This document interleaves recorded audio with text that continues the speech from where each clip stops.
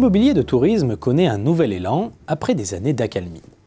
La fréquentation des hébergements touristiques a atteint de nouveaux records en 2018, avec plus de 214 millions de nuitées dans les hôtels, 74 millions dans les résidences de tourisme et 25 millions dans les villages de vacances.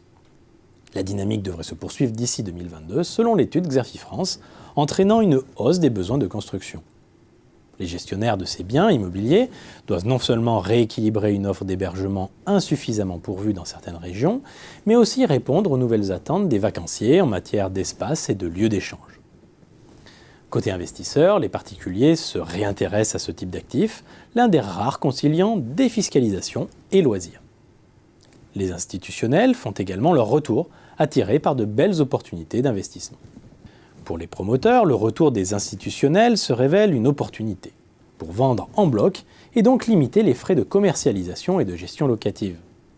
En revanche, cette évolution n'est pas sans impact sur les gestionnaires, dont certains sont aussi promoteurs.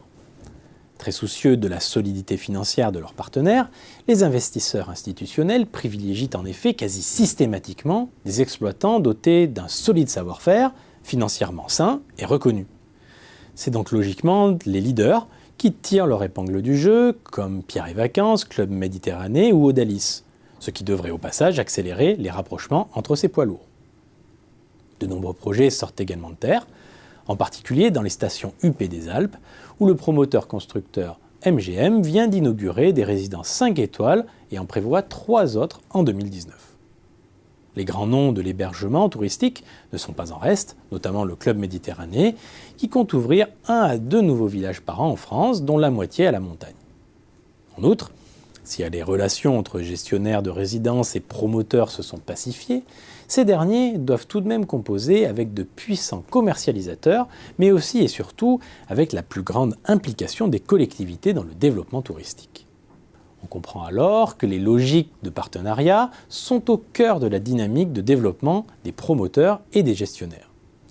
Les collectivités locales constituent en effet un allié stratégique, compte tenu de leur connaissance des territoires, de leurs réserves foncières et de leur rôle désormais central dans le processus décisionnel des projets d'investissement.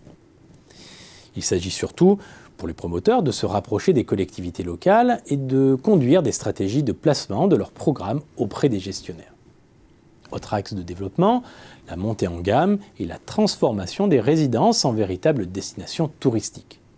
Cette mutation se révèle en effet indispensable pour limiter la saisonnalité propre à l'activité, repenser l'offre pour la rendre plus attractive et séduire la clientèle internationale.